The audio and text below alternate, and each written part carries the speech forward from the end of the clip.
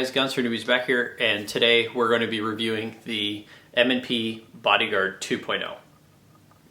Before we dive into the video, I wanted to take a quick second to thank everybody who's liked and subscribed. If you're new to the channel, please like and subscribe so that way you're in tune for the future content. If you're a returning viewer, then please be sure to like. That helps push the algorithm out for me to make it to more people. Before we dive into any specifics on this pistol, we'll start with a lot of people seem to want to know how I got this pistol, so I purchased this pistol from my local FFL, and here we'll go ahead and safety check it so that way that's done and out of the way. Not sure if you can see in there, but it is in fact safety checked. Nothing in the magazine as well. So I bought this pistol from my local FFL, and I wanted to do a initial thoughts and just honest recap on it in terms of what I've experienced with it, everything like that, just because I feel like there is a little bit of over promising on this pistol from what you see online from other YouTubers. So I bought this from my local FFL for my wife, actually, just because it's really, really small. I know it doesn't, it's hard to correlate in the videos how small this thing actually is, but it's insanely small. So it just made sense for a concealed carry pistol. 380 is a light cartridge anyways, so it's really, really easy to shoot this thing. I will say, on the positive note, the texture is pretty decent. The mag release works really well. The slide stop without the magazine in works really, really well as well. So it's very easy to engage that. With the magazine, it tends to push up on it a little bit more, and it's just a little bit harder to actuate. But I mean, me, it doesn't bother, but I see where that could be a potential for someone if they're wanting a softer shooting pistol.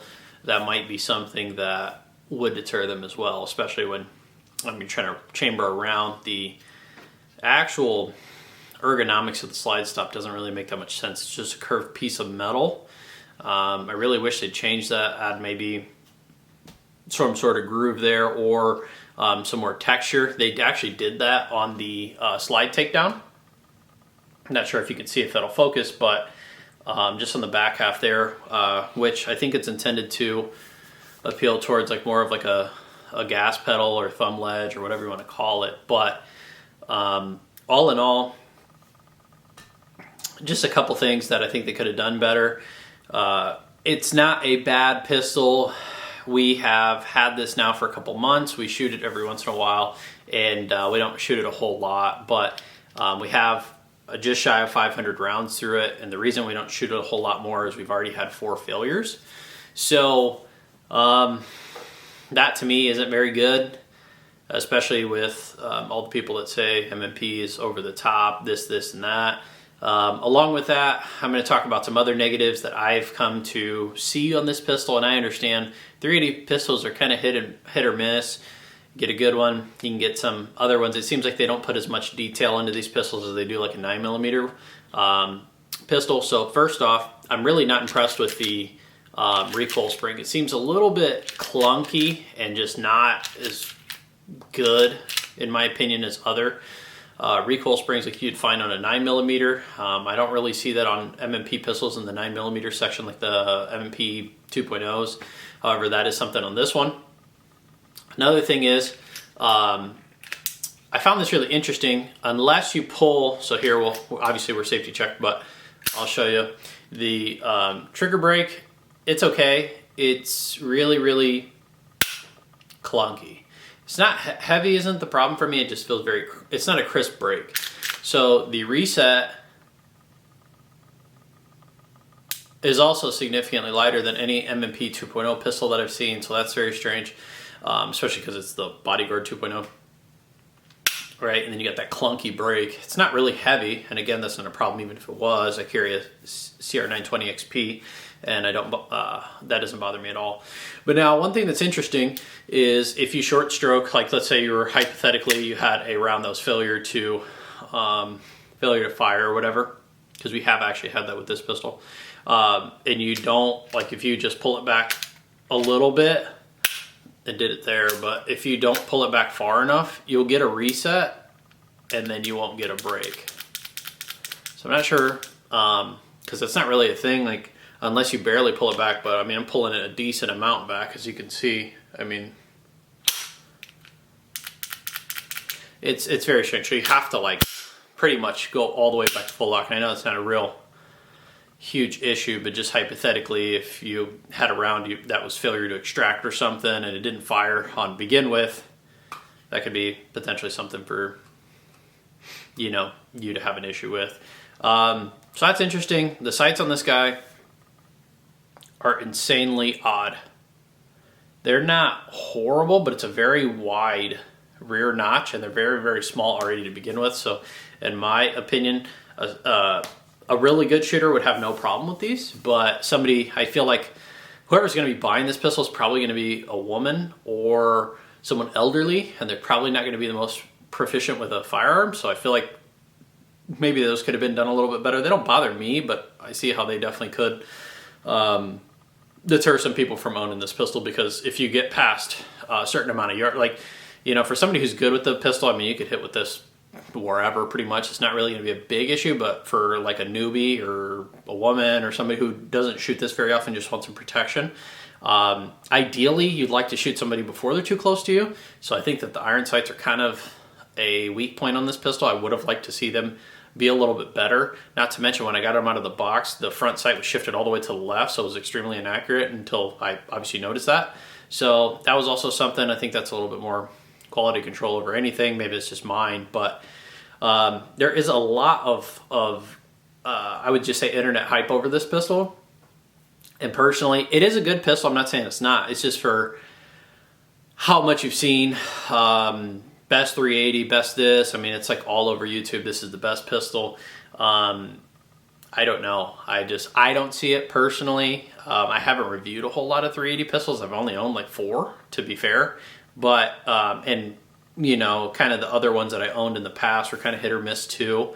So maybe that's just kind of what you get out of a 380 pistol. But I mean, to my knowledge, the Glock 380 pistols do pretty well. And there's a couple at the range, and maybe I'll rent one just to shoot some, and maybe I'll come back and do an updated video and change my mind about how this is the best one ever. But for me, 400 rounds to be having, you know, 4 malfunctions, because it happened to me and to my wife. I think she had a failure to extract. We had 2 failure fires. So it striked it right in the center. It was very odd. And we're shooting like, you know, regular whatever it is, like name brand stuff. We're not doing auto reloads or anything cheap. Like all I shoot is Federal from a 9mm pistol. Sometimes I'll get, like, if there's a deal on Cellular and Bellet or something, but it's all like name brand stuff. It's not anything like, you know, some German brand you never heard of. Like, this is all legitimate stuff. And for some reason, this guy's has had some shortcomings. So I wanted to be honest about it. Is it a good concealed carry? Like, I'd rather have this over nothing. I'm not saying like it's that horrible I wouldn't carry it. I'd definitely have this over you know, not having anything. But and there is a flush fit mag too. I think this one is 12.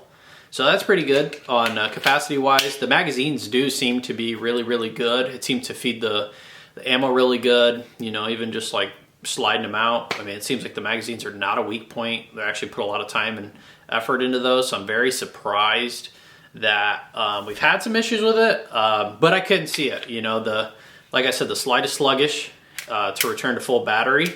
It just feels a little odd. Like that last full engagement doesn't seem to be as strong, and it's a heavier recoil spring. It's not like it's like 6 pounds or anything like that. Obviously, it's not too heavy. It's designed so that way, in my interpretation, anybody can essentially use it.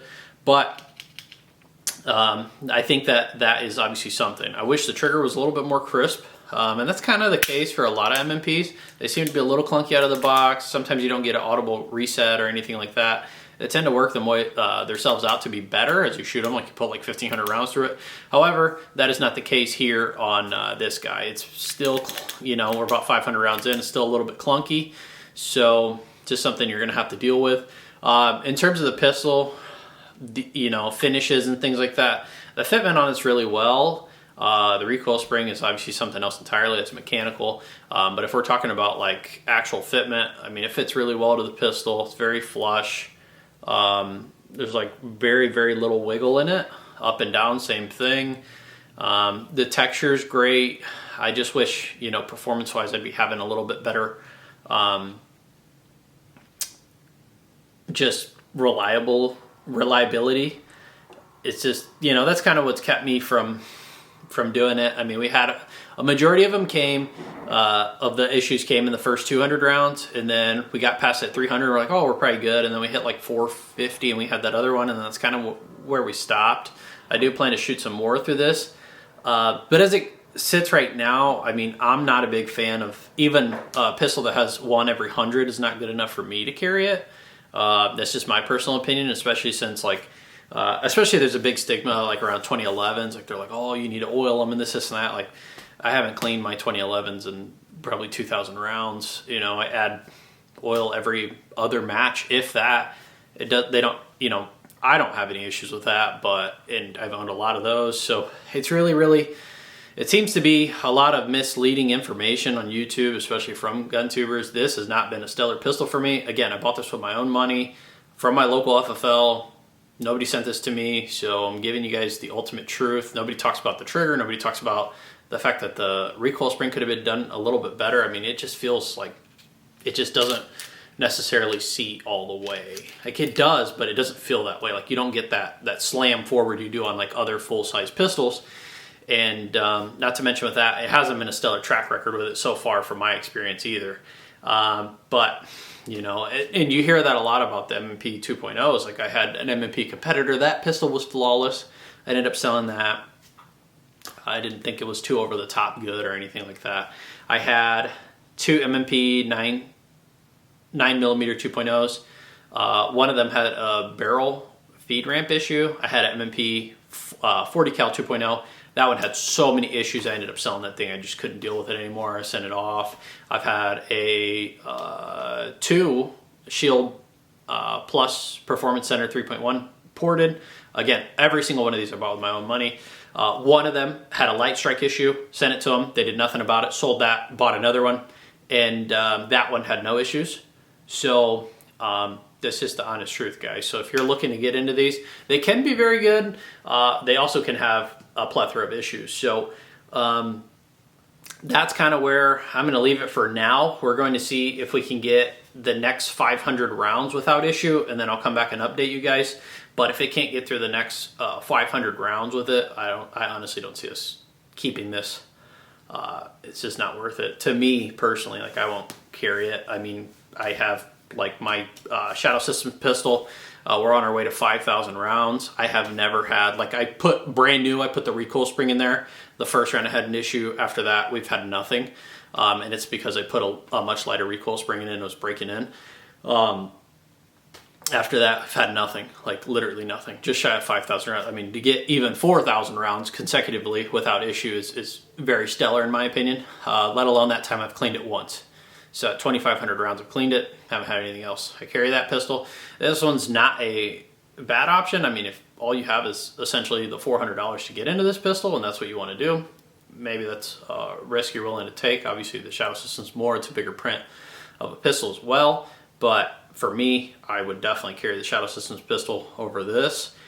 Just because of that. And this isn't a comparison video. I'm just telling you for concealed carry, I think that the reliability should be definitely there, especially because we haven't modified, we haven't ported this, we haven't upgraded the trigger, we haven't changed any springs, we haven't done anything other than just get the stuff from the manufacturer and go out and just shoot quality brand ammo through it, and we can't even do that. So that is it for this video. I don't have any shooting footage of this. We will get more when we do the next update, but for right now, it's just quite frankly a little bit disappointed with it. So we're going to get some shooting videos of this. It shoots very good, but if it doesn't meet the bare minimum for reliability, it's not going to be in the safe anymore. So thank you guys so much for watching.